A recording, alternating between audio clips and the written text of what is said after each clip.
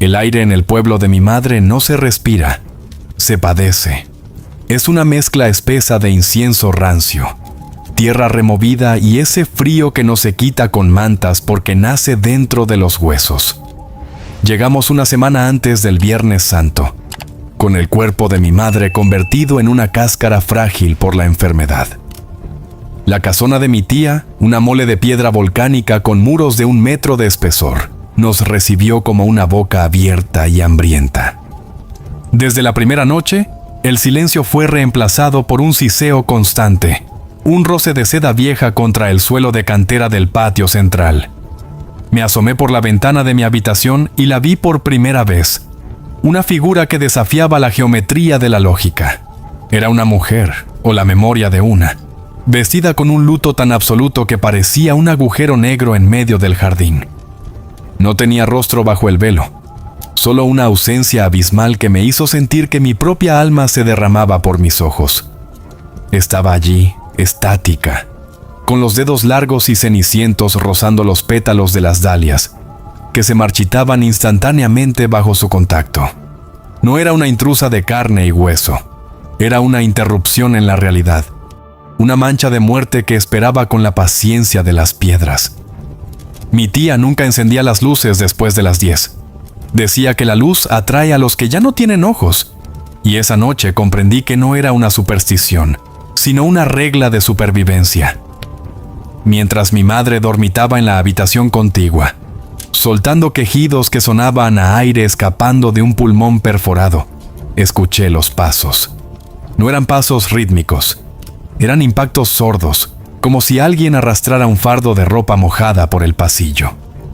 Me quedé inmóvil, con la espalda pegada a la puerta, sintiendo cómo la temperatura de la habitación descendía hasta que mi aliento se convirtió en una neblina pálida. El pomo de la puerta empezó a girar, lento, metódico. No había nadie del otro lado, al menos nada que proyectara una sombra coherente bajo la rendija. Solo el olor, un aroma a flores de cementerio pudriéndose en agua estancada. El terror no fue un golpe, fue una marea que me subió por las piernas, paralizándome mientras el susurro de una voz que no usaba cuerdas vocales pronunciaba el nombre de mi madre. Era una invitación al abismo, un reclamo que venía de una profundidad que el sol jamás ha tocado. Al amanecer del miércoles de ceniza, el patio amaneció cubierto de una escarcha gris que no se derretía con el sol. Mi madre, con los ojos hundidos y la piel del color del pergamino viejo, me miró con una lucidez aterradora. «Ya está en la cocina», dijo, señalando con un dedo tembloroso hacia el pasillo. Corrí hacia allá, pero solo encontré a mi tía, de rodillas, tallando el suelo con una saña maníaca. No había suciedad, pero ella insistía en que había manchas de aceite negro que solo ella podía ver. El ambiente en la casa se volvió denso, como si el oxígeno fuera reemplazado por una estática que me erizaba el vello de la nuca a cada paso. Los espejos empezaron a mostrar cosas que no estaban allí. Reflejos de una mujer de negro parada justo detrás de mí, desapareciendo cada vez que yo giraba la cabeza. No era una visión, era una certeza física. La casa estaba siendo reclamada.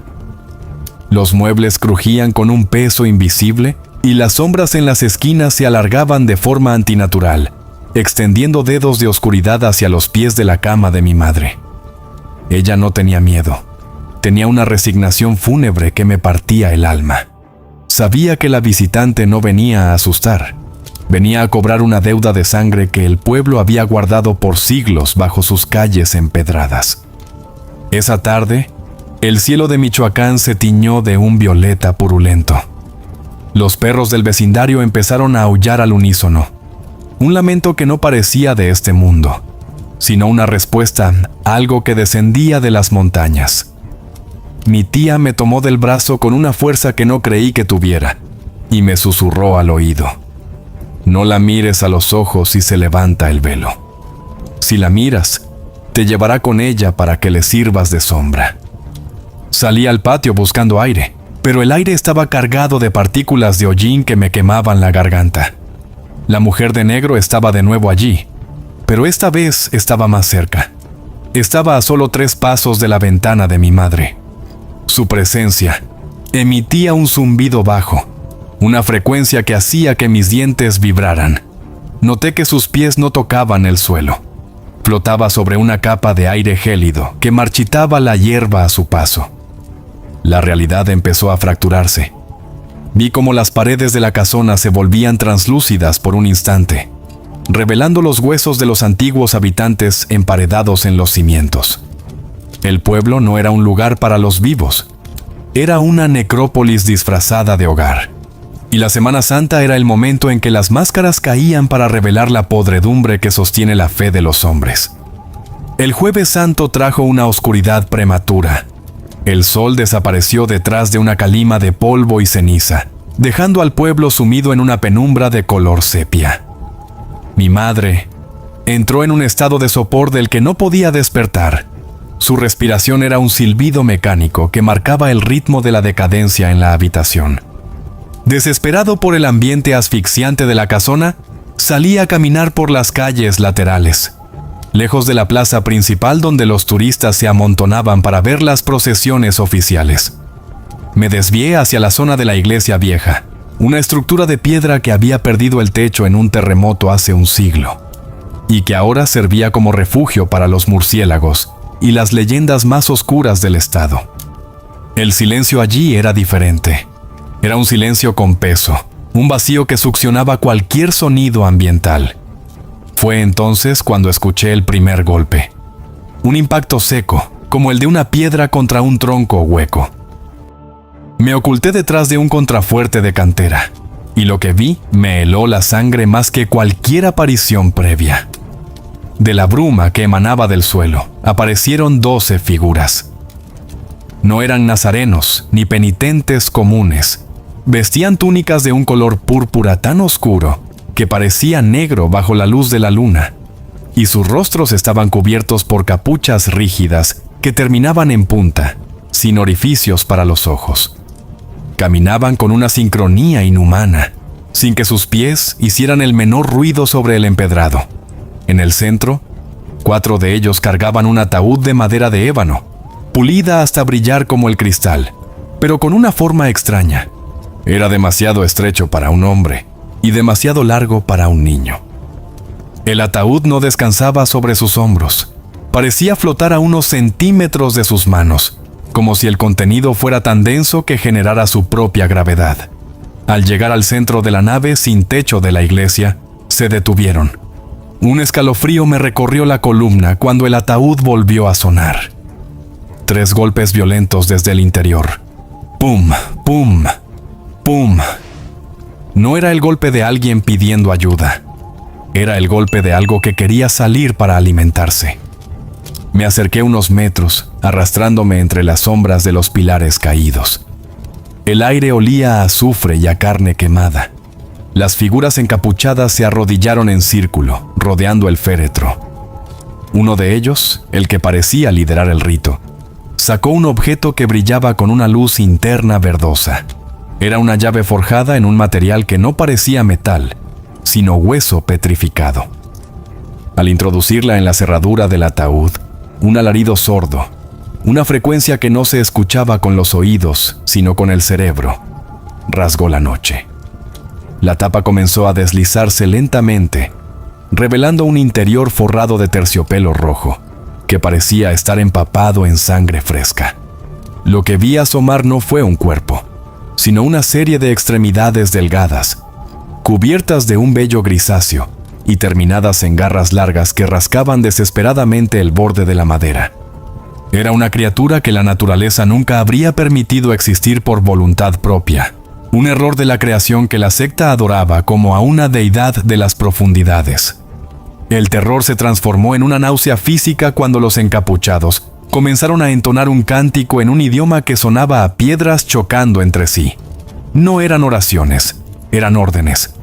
La criatura en el ataúd empezó a emerger, una masa de sombras y ángulos imposibles que se retorcía bajo la luz astral. En ese momento, uno de los participantes se levantó el velo.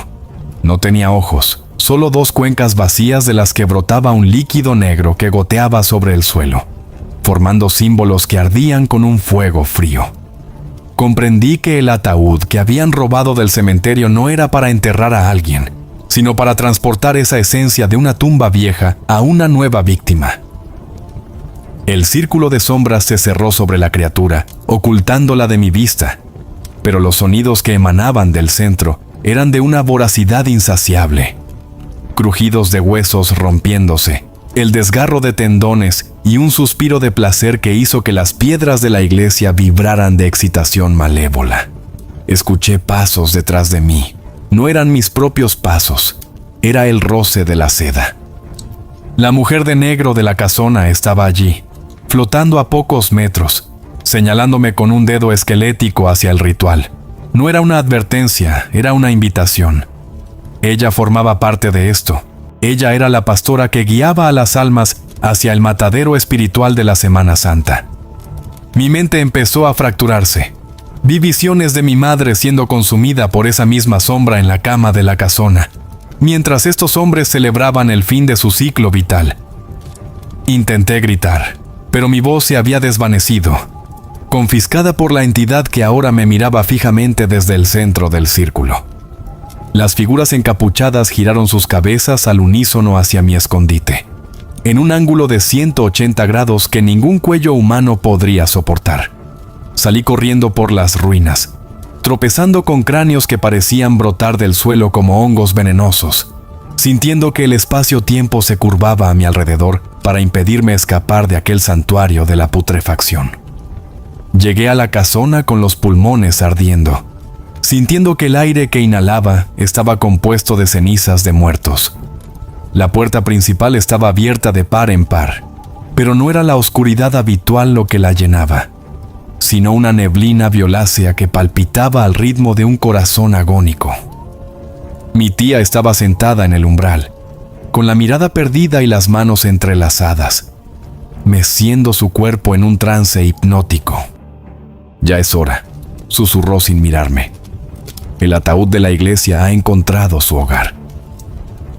Corrí hacia la habitación de mi madre, pero al cruzar el pasillo, el suelo se sintió blando, como si estuviera caminando sobre carne viva. Las paredes de la casa sudaban un líquido viscoso que olía a hierro y a miedo antiguo. Entré en el cuarto y me detuve en seco. El frío era tan intenso que las lágrimas se congelaron en mis mejillas antes de caer. Mi madre ya no estaba sola. La mujer de negro estaba sentada en la orilla de la cama, pero esta vez no tenía el velo puesto. Su rostro era una superficie lisa de piel grisácea, sin ojos, sin nariz, solo una hendidura vertical donde debería estar la boca, que se abría y cerraba, emitiendo un sonido similar al de un enjambre de insectos. Tenía sus manos apoyadas sobre el pecho de mi madre, y vi con horror cómo una luz pálida y trémula, la esencia vital de mi madre, era succionada por los poros de la entidad. Mi madre tenía los ojos abiertos, fijos en el techo, pero sus pupilas habían desaparecido. En su lugar, 2 orbes de un blanco lechoso reflejaban el vacío absoluto de la visitante. No era una muerte natural. Era una extracción sistemática de la identidad, un borrado espiritual que dejaba tras de sí solo un residuo de materia orgánica sin propósito. Intenté lanzarme contra la aparición, pero mis manos atravesaron su cuerpo como si fuera humo denso. La sensación fue la de meter los brazos en nitrógeno líquido, un dolor lacerante que me quemó los nervios y me dejó los dedos entumecidos. La mujer de negro giró su cabeza hacia mí, y la hendidura de su rostro se ensanchó en una sonrisa imposible que dividió su cabeza en 2. En ese momento, las paredes de la habitación se desvanecieron, y me encontré de nuevo, en una visión o en una superposición de realidades, en la iglesia vieja. Vi a los 12 encapuchados cargando el ataúd negro, pero ahora el ataúd estaba abierto y dentro yacía el cuerpo de mi madre, o algo que se le parecía mucho. La criatura que había emergido antes estaba ahora fusionada con ella, sus garras enterradas en su plexo solar, alimentándose de los últimos restos de su memoria. El ritual llegó a su clímax cuando la campana de la iglesia principal dio las 3 de la mañana. Un trueno seco sacudió los cimientos de la casona y la neblina violácea fue absorbida instantáneamente por el cuerpo de la mujer de negro. Ella se puso de pie, su figura ahora más sólida y definida, mientras que mi madre se encogía sobre la cama hasta quedar reducida a una forma esquelética cubierta de piel seca. La entidad caminó hacia mí y por un segundo sentí que el velo de la realidad se descorría por completo. Vi el motor que mueve al mundo, un mecanismo de sacrificio y dolor, donde los vivos no son más que ganado para entidades que habitan en los pliegues de la fe. Ella me rozó la mejilla con un dedo frío y sentí una marca de propiedad grabada en mi alma. No me llevaba hoy, pero me había señalado para el futuro. Al amanecer del Viernes Santo, mi madre falleció oficialmente. El médico del pueblo certificó un paro cardíaco debido a su enfermedad, pero yo sabía que lo que estaba en el ataúd de madera barata que compramos no era mi madre. Era solo una cáscara vacía. El verdadero intercambio se había sellado en la iglesia vieja y en los rincones de esa casona maldita. Mientras nos alejábamos del pueblo en la camioneta de mi primo, miré por el espejo retrovisor. Allí, en medio del camino de tierra, bajo el sol abrasador de Michoacán, estaba la mujer de negro. Ya no flotaba. Caminaba con pasos firmes, usando el cuerpo energético que le había robado a mi madre. Me saludó con una mano larga y cenicienta antes de desvanecerse en el polvo. El pueblo se quedó atrás, con sus procesiones y sus rezos. Pero yo sé que en cada Viernes Santo, el ataúd negro vuelve a salir, y la secta de los sin ojos espera pacientemente a que otra familia regrese al origen para entregar su tributo a las sombras que nunca mueren.